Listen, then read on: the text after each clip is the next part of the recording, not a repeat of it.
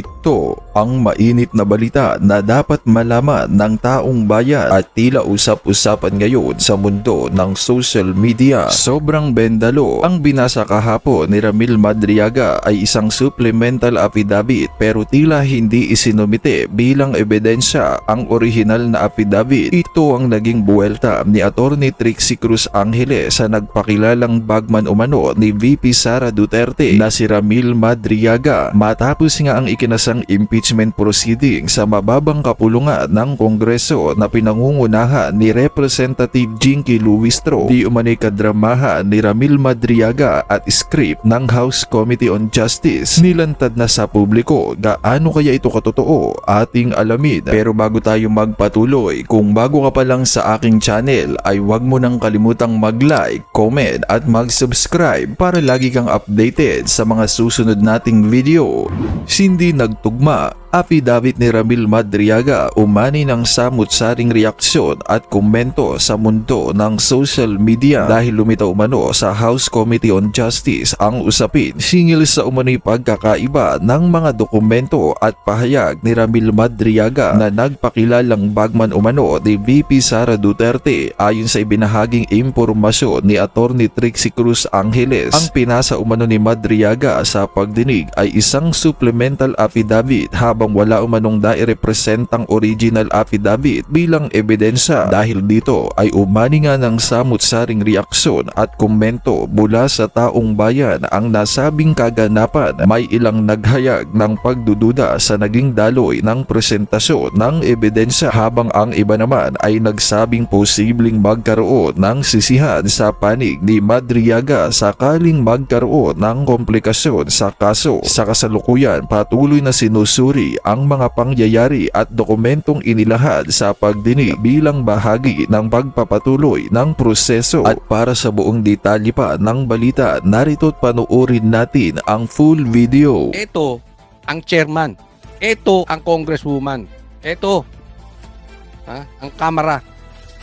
Habang tayo nagkakaproblema sa pagtaas ng langis, nagugutom na mga Pilipino, pagtaas ng presyo, ito ang ginagawa pa. At gaya ng sabi ng mga kabataan, hawak natin ang beat. Hawak natin ang beat. Hindi bagay. Hindi bagay, Luistro. Huwag ka magpakagingging. Huwag ka mag-asta ng ganyan. Para kang matrona. Please lang. Nagmumukha kang matrona sa mga alam mo, hindi ko ini-insult, hindi ito ad hominem. Kaya lang kasi, alam mo na kumukuha ng atensyon eh. Gets nyo? Kinukuha lang nitong babaeng to, yung, alam mo, yan ang ibabalita eh. So sikat siya. Di ba? Kumukuha ng TV time. Sinusundan nyo, hawak ko ang beat. Hawak ko. Hayaan mo na sa mga bata yun. Hindi ko po sinasabi na kung ikaw ay may edad ay wala ka ng karapat. Hindi doon. Halimbawa, marami namang may maedad eh. Hindi naman ganyan. Diba? O sige. I-mute ko lang kasi may tutuloy ko ha. I-mute ko lang.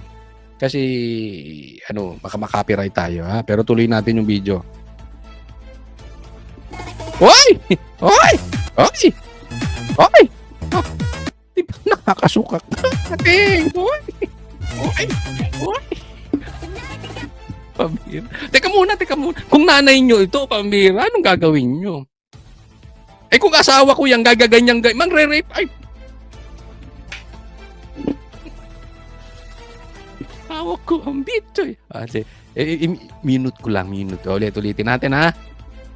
Natin ang beat. Hawak niya ang beat. Kanta natin. Hawak ko ang beat. Hawak ko ang beat. Hawak ko ang beat. Hawak ko ang beat. Hawak ko ang beat.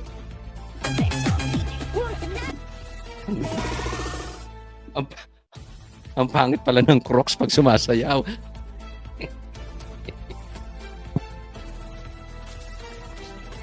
Naku. Nagulo tuloy yung aking Ang biwa, Nananawagan ako sa mga pinklawan. Bakit naman pinklawan? Taas ang kamay ang mga nasuka. Sino sa inyo dyan ang mga nasuka? Kainin nyo. Mga pinklawan, kainin nyo yung mga sinuka. Total, kain suka kayo. Pinklawan, pasok! Ay, nako. Ito ang star of the night. Dito natin binababoy ang Pilipinas. Hindi siya yung baboy, ha? Binababoy nyo sa mga ganyang style. Ang laki-laki ng problema natin. Ang issue mo, hawak ko ang beat. Diba? Ako tanong ko sa inyo. Ito yung tanong lang. Since star of the night to si Luistro, magkano kaya ikinita nito? Nagtatanong lang tayo, ha? Kasi kahit si Chanko, sinabi niya eh. Diba? Yung may mga pumirma, may bonus. Binigyan. Kakampi ng administrasyon yun. O ano sinabi ng mga ex-marines? Pag kada hearing, nagbibigay sila ng envelope. Di ba? Kada hearing. Si Dilima nga nabigyan. Yung iba, doble pa raw ang binibigay na envelope. Siguro, depende sa binitawan. Ay, maganda, binitawan niya ng asar. Sinigawan si PRRD. Bigyan mo doble. Hindi natin alam. Pero kung susundan natin yung mga sinasabi ni Chanko at sinasabi ni itong si mga ex-marines. At susundan din natin yung sinabi ni Congressman Lebiste na marami dyan nakakatanggap. Sa tingin ninyo, magkano ang tinanggap ng babaeng ito? Ito na lang, baguhin ko kayo. Kung sakali lang nagtatanong lang naman. Kung dyan sa hearing na yan, mamimigay si Tambaluslos, yung hari ng buhaya sa Congress.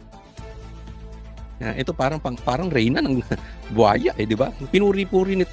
Walang ayuda kung walang Tambaluslos. Walang AX kung walang Tambaluslos. Di ba? Puri-puri nito si Tambaluslos. Just in case lang. Isipin lang natin. Kung mamumudmud ng pera, at alam naman natin, ayaw ni si Tambaluslos, si Sara. At pinag-hearing nitong impeachment, sino sa kanila ang malaking matatanggap? Ako, iisipin ko, etong babaeng to. Iyan ang malaking natanggap. Hindi po pwedeng hindi malaki tinanggap niyan. Di ba? Ano pa? Of course, siya ang star of the night. Siyang nagpaiyak-iyak. Gusto niyo pa ba? Pasayawin pa ulit natin. Yung pasayawin natin ulit to si Luistro. Wag na. Baka maubos yung kinain nyo, sinukan nyo. Ay, pasintabi dun sa mga Ito may papakita ko sa inyo. Tingnan po natin. At tingnan po natin kasi may sinabi po yung star of the night kanina. Si Luistro. Star for all season na si Luistro. Kasi ang sabi niya, kung walang itinatago si BP Sara, dapat magpakita. Di sinagot siya ngayon. Nito sino ba ito? Etong si Guanzon. Basahin po natin. Sinabi ni Luistro, kung walang kasalanan si BP Sara, dapat magpakita. Pero itinago niya dati. Mas malala yun, rape. Anong punto ni Guanzon dito, Atty. Guanzon? Nagsasalita ito, nakala mo napakalinis nitong si Luistro na kung wala kang tinatago, dapat magpakita ka. Teka muna. Ito na po sila. Ito ang problema ng mga amuyong ni Bongbong Marcos. Ito ang mga problema ng mga amuyong ni Tambaluslos. Double standard. Bakit yung asawa mo? May kaso ng rape. Bakit mo itinago? Ikaw nagsabi mismo nun. Itinago mo. Baka sasabihin mo, kasi nasa batas naman na pwede naman yung ganyan. Hindi ko alam. Kayo ng mga abogado mag-usapan dyan. Pero, wag mo rin pilitin si Sara. Kasi pwede naman yung abogado lang niya ang nandoon. Kasi alam mo, ang gusto nyo kasi babuyin si Sara. Babuyin nyo lang para bumaba ang kanyang ratings, ang trust rating ng Pilipino. Tandaan nyo po ito. Hindi po bababa ang trust rating ni Sara hanggang patuloy na nagnanakaw yung amo mong si Bongbong Marcos at saka si Tambaluslos. Kahit anong paninira nyo kay Sara, alam ng mga Pilipino, yung magpinsan, magnanakaw. Nagigets nyo? Kahit na ibintang ninyo kay PRRD na siya ang pumatay kay Jose Rizal, at kalahati ng Pilipinas ninakaw niya. Hindi na mababago ang pagtingin ng Pilipino sa Duterte kasi galit sila doon sa magpinsang nagnanakaw na nagpapahirap ngayon. So kahit maalis nyo si Sara, meron pa rin papalit na iba. Hindi magugustuhan yung magpinsan ninyo. Naiintindihan? So, eto po ang usapin dito. Huwag kang magmalinis, Luistro. Hindi natin alam kung asa na yung status ng asawa mo, kung convicted na ba siya o nakasampa pa rin. O ang punto po dito, wala kang karapatan magsalita na kung walang tinatago, magpakita. Ikaw nga, itinago mo yung asawa mo. Hindi, ako eto, kung totoo nang rape yung asawa mo, hindi ba nakakadiri yun? Asawa. Well, anyway, hayaan natin ng husgado mag-desisyon nun. Hindi natin alam kung talaga bang nag-rape o napagbintangan lang. Diba? Ang punto, maghunos daily ka, Luistro. Medyo napaghahalataan ka no? Na gustong-gusto mo na mapuna ni Tambaluslos. Ito ba, tingnan po natin. Total, nagpakita na tayo ng picture. Pakita po natin. Isa pa tong picture. Eto, tingnan po natin, ha? At kayo na po humusga kung bakla to si John Vic. Sige, bakit naman bakla, Coach Oli? Basahin natin, ha? Eto, nakita ko lang po ito. Pinost to ng Batas PH. So, sasabihin ko sa inyo, personally, hindi ko po alam kung talagang sinabi ito ni John Vic. I hope hindi niya to sinabi. Kasi kung talagang sinabi niya ito, nakakahiya. Pero pag-usapan na rin natin, okay? Tingnan natin. Ano sabi niya? It's still within the bounds of his rights. Yung sinabi ni Baste na isang ulo lang naman. Yung kay Bongbong. I wouldn't put too much weight on the words of Baste. Supot naman yan. John Vic, seryoso ka dyan sa sinasabi mo. Okay lang, disclaimer ulitin ko. Hindi ko nadinig tong sinabi niya. Okay, pero kung sinabi niya ito, medyo duda na ako dito kay John Vic. Parang medyo, hindi, ako opinion ko lang naman, medyo, di ba? Kayo ba sa tingin ninyo bakla to? Ako'y nagtatanong lang. Kasi una, nanood to ng basketball. Payakap-yakap. Hindi ordinaryong ginagawa ng tunay na lalaki, yung hindi ka naman player. Tapos nanood ka ng basketball, magyayakap-yakap ka ng lalaki. Di ba? Tapos pangalawa, nagpapahuli ng nakahubad. Di ba? Tapos pangatlo, nagpunta doon sa rally, kunwari pasugod-sugod, nung nakita marami nang nagkakagulo, huminto. Pumorma, pumustura. Di ba? Anong tawag ko doon? Rumarampa lang. Nung nakita ng real danger, huminto. Maraming bodyguard, pero huminto. Parang napupunan natin na talagang mahilig rumampa ito. Eto, matindi yung pang-apat. Paano mo naman nalamang supot si Baste? Baka binusuhan niya, hindi ko alam. Baka nilagyan. Di ba sabi nga ni Claire, paiimbestigahan niya yung mga presko ni Baste. Hindi natin alam, baka nung nag-preskon or nagkaroon dyan sa mga presko niya dyan. At saka itong huli, hindi ko alam saan ba to. Basta dito sa may bandang White Plains, no? Baka pinalagyan ng video. Tapos umihi si Baste, nakita, supot. Kaya ang tanong ko, John Vic Remulla, may video ka ba para patunayang supot si Baste? Kasi medyo ewan ko lang sa inyo. Pero sa aming mga lalaki, naku, sa mga tunay na lalaki, medyo nakakadiri yun. Ibibidyo mo yung habang umiihi or whatever. Di ba? Hindi ko alam paano nalaman ni John Vic na supot si Baste. Well, anyway, sana maglabas siya ng ebidensya. Ilabas niya na para mapatunayan kung supot nga talaga si Baste, no? Pero seriously, baka mamaya hamunin ka ni Baste ng suntukan, umurong ka. Lalo mako-confirm ng taong bayan na bakla ka. Mag-iingat ka dyan. Hindi, kasi si John Vic, di ko pa naman nakita, pero medyo sa video napupustura natin nung gumanyan siya. Pero si Basti, nakita ko, hindi ka uurungan yan.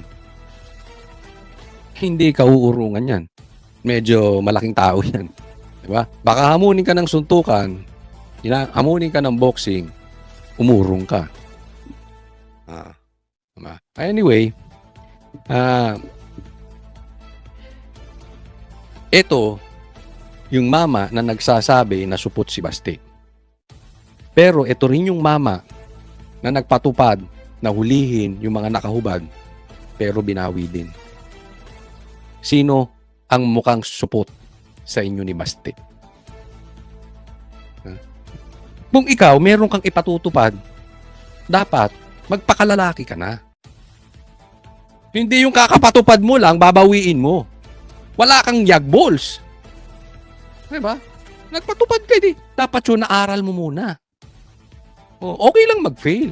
Pero, dapat yun, binigyan mo ng pagkakataon, inayos mo. Hindi yung nasabihan ka lang sa social media. Bigla mo nang binawi. Di ikaw ang supot. Sino pa ba ang supot? Anyway, kayo na mag-usap ni Basti. Kayo na magtinginan ng ethics. Kung sino supot sa inyo. Pero ako sigurado ko si Basti hindi. Hindi ko pa nakita.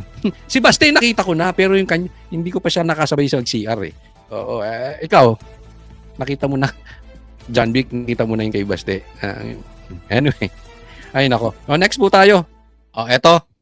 Pag-usapan naman natin. Balik tayo dito kay Madriaga at kung gaano katawa-tawa itong paglabas at paglutang ni Madriaga. Na-interview po itong si Kong Defensor. Pakinggan po natin. Sir, pareak muna doon sa nangyari kaninang umaga at ngayong hapon doon sa... Tandaan natin andyan si Llamas. Alam naman natin, propagandist yan. Alam mo, itong si Llamas, ang layo sa katotohanan. Hindi ko alam kung bakit tinawag na political analyst ito. Propagandist pwede, pero political hindi kasi ang layo ng mga sinasabi niya sa katotohanan. I think, observe nyo ang hirit niya. Justice Committee hearings. Before we go into anything else, it's the most urgent story today, yung appearance po ni Ramil Madriaga. Well, una sa lahat, actually hindi ko na pinanood din. I just saw the snippets of yung umiiyak si Madriaga. Pero nabasa ko yung affidavit. At ako nagugulat talaga dahil ako naging congressman, nakasama ko si Diong first term nung 11 Congress at nung presidente siya, nandiyan ako sa Kongreso. Parang barkadang-barkada to si Madriaga, lahat kasama siya sa lahat ng usapan. Kaya nagugulat ako, natatawa doon sa storya na kinikwento niya. Alam mo nung si Presidente Duterte, and I was a congressman and more or less one of the senior congressmen, siguro nakasalubong ko lang ang Pangulong Duterte ng 2-3 beses na okasyon pa. And masyadong fantastic yung mga kwento niya na kasama siya sa ganitong ginawa, kandidatura, binigyan siya ng pera, binigyan siya ng ganito. Talagang kagulat-gulat. Yan talaga namang ridiculous, kalokohan, circus yung ginawa nila dyan sa kamera at hinayaan to ni Luistro at nung kanyang mga gang members. Hinayaan nila itong katawa-tawa na ito na halatang-halata na parang babuyin lang ang Duterte. Hindi para maghanap ng katotohanan. Hindi ko na i-play lahat dito yung naganap kasi mahaba yun. Pero bigyan lang natin ng komentaryo. Sobra pong parang close na close. Pag pinakinggan, para mas close pa si PRRD dito kaysa kay Basti. Kaysa dun sa mga anak niya. Ganun ang dating. Sobra. Meron pa bang close outside the family kay Bongo? Kay PRRD? Sobrang ang layo sa katotohanan. At alam niyo po, hindi ganun po si PRRD. Hindi siya yung alam mo yung magbibigay daw ng pera para pambili ng padadaanin sa bangko, pambili ng motor. Pambihira, kumikita ka na ng malaki kay PRRD, kidnapper ka pa. Kaswapan mo naman sa pera. Alam mo yun, di ba? Kidnapper, pagkakatiwalaan ni PRRD. At kung ikaw ay malaki na kinikita mo kay PRRD, ba't ka pa mangingidnap? Tanga ka lang. Diba? Tapos sa bangko pinapadaan, walang ganoon. Hindi nangyayari yun. Diba? Kasi pag sa bangko mo padadaanin, may paper trails. May money trail. Hindi po gawain yan. At nagugulat din naman ako dito sa Justice Committee bakit pa nila pinayagan yung ganitong mga pagkikwento, yung ganitong paglalabas ng kwento na walang kabase-basehan. Eh, circus nga yung Justice Committee na yan. Oh, ito pa sila Ruistro. Ridiculous nga, bakit pinayagan? Tanungin nyo lahat ng congressmen, tanungin nyo lahat ng mga nakasama ni Digong na nandyan, maging yung speaker. Hindi ganyan yung naging relasyon kay Pangulong Duterte, tapos siya parang anak, parating katabi, parating kasama sa lahat ng usapan. Yun ang Oh, hindi basta-basta nakikipag-close si PRRD. Di ba? kagulat-gulat para sa akin. Pero sir, Pero di ba nung Mike, panahon ni Nakipaggagawan si Llamas. May mga nagtatanong din siya. O, sige, pasok, ikaw na mauna. Banatan mo, Llamas. Digong, sa akin yung total denial kasi si Vice President na hindi niya nakilala, hindi niya na-meet yan. Eh, paano yung mga pinakita niyang mga video, mga pictures na magkasama sila? No, paano total yung denial ni Vice President? Alam mo- Hindi niya kilala na kasama yan. Pero kung Yes. may papakita na maraming mga pagsasama sila, medyo pa yun. Puntos yun labang kay Vice President. Ito ang tanong niya. Sinabi daw ni BP Sara, hindi ko kakilala yan at hindi ko nakasama yan. Pero ang punto nitong propagandist na ito, ang dami nilang pictures, ang dami nilang may videos pa raw. Okay? Sige, sasagutin natin yan. Kasi kung tanga siya, hindi niya alam, sagutin natin. Turuan natin. Well, para sa akin kasi, Sek, alam mo, kumampanya si Pinoy. Kami kandidato sa Kongreso. Kandidato ko sa syudad ng Quezon City. Pagka may lumabas na tao, sinabi kaibigan niya ako, kasama niya ako, immediately sasabihin ko, hindi ko yan kilala.